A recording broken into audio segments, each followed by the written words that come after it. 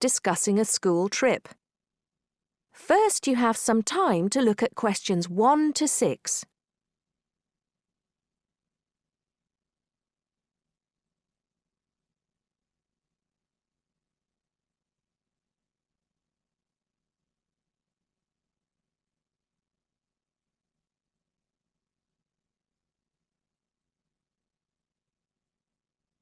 Now listen carefully and answer questions 1 to 6. Oh, there you are, Paul. Do you have a few minutes?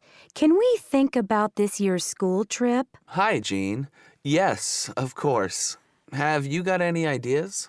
I've been looking through some information, and I've brought a few leaflets with me. Here you are. Okay, thanks. Just remind me when the trip is. Next Friday. We'll be leaving at 9 and be back here at around 4, so we've probably got time to visit a couple of places. Let's see. What leaflet have you got there? Central Gardens. Looks like a nice place. It's open from 9 until 6, so we could go there anytime we wanted, really. What about there in the morning and then somewhere else in the afternoon? Farmers Market would be an option first as well, at least until they close at 1. Or we could try Grey Castle. That should be possible in the morning or in the afternoon. Oh, hang on. That's at the weekend. The last admission is at noon on weekdays. Greenhall says the same thing. Queen's Park opens at 8, so we could go there first. Or, according to these times, we could go there on the way back to school, because they don't close the gates until sunset during the week. Okay, that gives us a few options. We went to Queen's Park a couple of years ago, didn't we? I seem to remember that the pupils really enjoyed it. It'd be nice to go somewhere new as well. I've seen groups from other schools going around Grey Castle. So have I. But then again, maybe we should play it safe and go to Green Hall. At least we've got experience of taking classes round there. Farmers Market is popular with other schools, though, so it must be interesting. It'd be good to go somewhere where someone can show the pupils around, explain things to them. I've been on a tour around the castle, and they do a really good job. I think they have guides at the hall, too, don't they? It says here that they used to, but don't anymore. You can get shown round Central Gardens, though. I think we'd have to do any explaining if we took the pupils to the market or the park. That wouldn't be a problem, though. No, and at least those two would be free, wouldn't they? I think all the others charge, and we'd have to get the parents to pay some money. I'm sure they wouldn't mind paying if it was a small amount. Let me check the leaflets. There's a special price for large groups at Grey Castle. Oh, but you can get into Central Gardens for nothing. Right. Oh, I've just thought of something. We wouldn't need to book anything if we were going to Queen's Park, but what about the other places? Central Gardens say you need to let them know if there are more than 10 people in your group, which would include us. The same at Grey Castle. Farmers Market says you can just turn up, and so does Green Hall. Right. Well, I suggest we take the pupils to Grey Castle for a tour in the morning. How does that sound? Yes, sounds good. We should contact them to book it as soon as possible. In the afternoon, we can do something a bit more relaxed at the park, and we'll have to think about going to Green Hall another year. Shame Farmers Market isn't open, but we can't change the day. So that's a decision then. Now, let's think about what we're going to get the pupils to do. It's a school trip, after all, and we should give them some work to do. Before you hear the rest of the talk, you have some time to look at questions 7 to 10.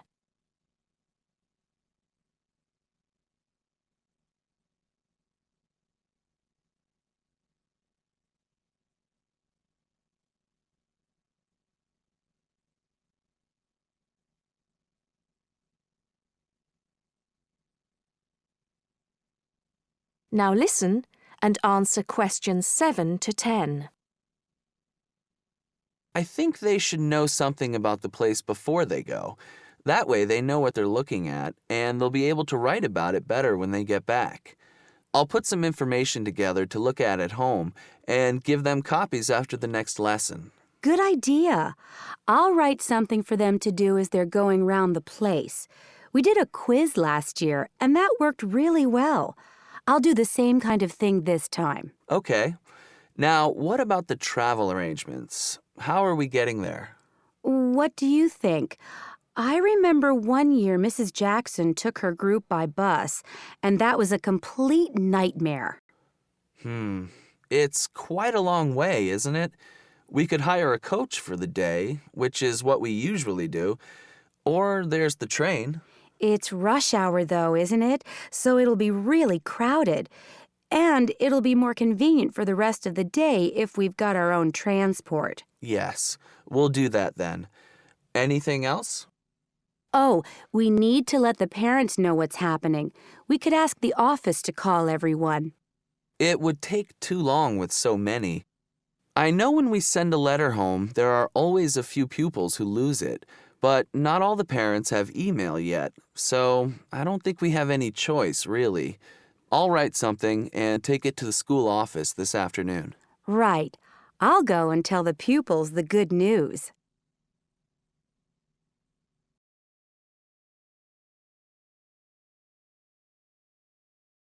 Placement test. Listening. Section 2. You'll hear a lecturer talking about the International English Language Teaching System, IELTS. First, you have some time to look at questions 11 to 20.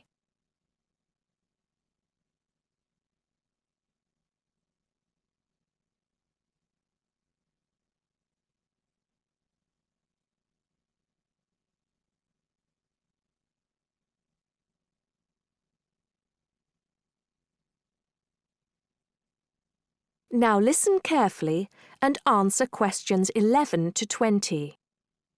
Remember to write no more than 2 words or a number for each answer. Hello everyone. Now, the International English Language Testing System exam, or IELTS as it's better known, is one of the most successful and popular English language exams in the world today. What we're going to look at now is the history of IELTS and how it came to be so successful. The story starts back in the 1960s when the British Council created an exam called EPTB to test international applicants wanting to study at universities and colleges in the UK. EPTB, by the way, stood for English Proficiency Test Battery. Strange name, I know. This exam mainly used multiple choice questions and by the end of the 1970s was considered a little old-fashioned. So, in 1980, it was replaced by IELTS, the English Language Testing Service. This new exam was much more modern in approach. It was much more communicative, for example, and was intended to reflect how language was used in the real world, particularly in the academic context of universities and colleges. However, during the 1980s, the number of candidates taking the test was quite low. For example, only 4,000 people took the test in 1981. It's true that this had risen to 10,000 by 1985, but if you compare that to the number of candidates who take IELTS each year these days, more than 1 million, you can see why they considered it to be quite small. There were also some practical problems with the test. So, in 1987, it was decided to conduct a review, leading to a revised version of the exam. This was introduced in 1989 under its new name, IELTS. Over the next few years, the number of candidates increased rapidly. In 1995, there were over 43,000 candidates, and it was possible to take the test in any one of 210 test centres around the world. 1995 was also the year of the next revision to the exam, which simplified the reading module and also improved exam administration. Further minor changes followed. The speaking module was altered in 2001, and the criteria for marking the writing tasks were revised in 2005. In the same year, a computerized version of the exam was offered at certain test centres. 2003 was a milestone for IELTS, as it was the year when the number of candidates went over 500,000 for the first time. There's no doubt that today, with, as we said, a candidature more than double what it was back in 2003, IELTS is a major player in the highly competitive industry of English language examinations.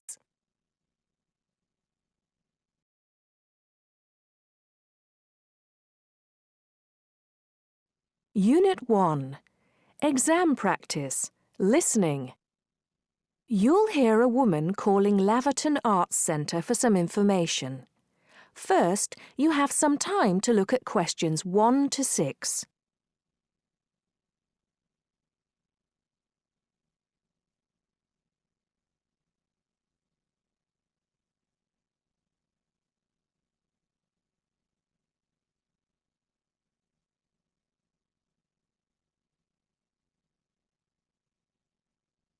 Listen carefully and answer questions 1 to 6. Laverton Arts Centre. How can I help you? Hello. I've been to the Arts Centre a few times recently, and I understand you have this scheme for regular visitors. The Friends of Laverton Arts Centre. Yes, that's right. I wonder if you could tell me a little about it. I mean, how much it costs and what benefits it offers, things like that. Certainly. Well, first of all, the good news is that we've recently changed the scheme. It used to cost £15 a year, but now it's free. All you have to do is fill in an application form. You can either come to the Arts Centre and do that here, or you can go to our website and apply online. And so what are the benefits of joining? There are actually quite a few. As a friend of Laverton Arts Centre, you'll receive a newsletter every 3 months with information on all the forthcoming events. That sounds useful. You also get priority booking for shows and concerts in the main theatre. Can you explain how that works exactly? Yes. What that means is that when tickets go on sale, for the first 2 days they're only available to friends of the Arts Centre. So as long as you book early, you can make sure you get seats. Great! Do you ever offer discounts to friends of the centre? Under the old system, when you had to pay to be a member, we did.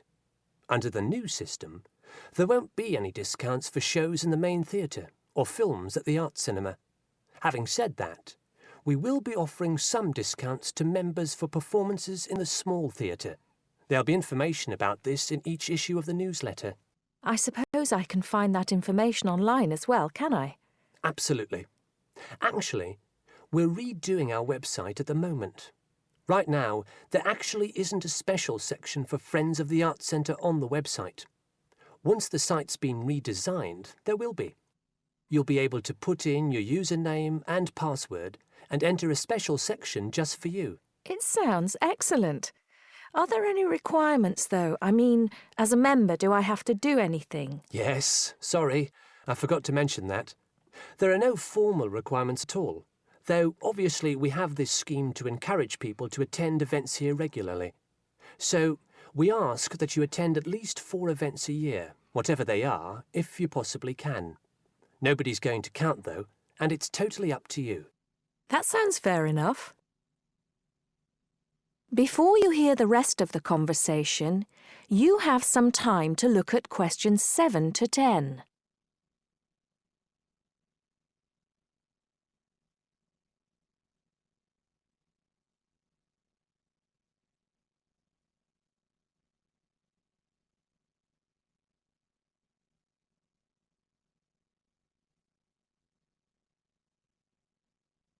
Now listen and answer questions 7 to 10. While you're here, we're actually conducting a short survey of people who phone up the Arts Centre. Would you mind if I asked you a few questions? It'll only take a couple of minutes. Sure, no problem. Thanks a lot. So, how many times have you visited Laverton Arts Centre in the last 6 months? Well, I've only lived in the area for the last 4 months, so not that many times. 3, I suppose. Yes, that's right. Fine. And how did you first find out about the Arts Centre? Let me think. Oh, yes, a friend invited me to a concert and I came with her. Have you ever seen a film at the Arts Cinema here? No, I haven't, to be honest. In fact, until you mentioned it earlier, I didn't realise you even had a cinema. One more question. If we offered a free tour of the Art Centre, including things such as going backstage to look at the dressing rooms, would you be interested in going on it? Oh, yes, definitely. I think a tour like that would be very interesting. I'd even pay for it. That's great. Thank you very much for your time. Thank you.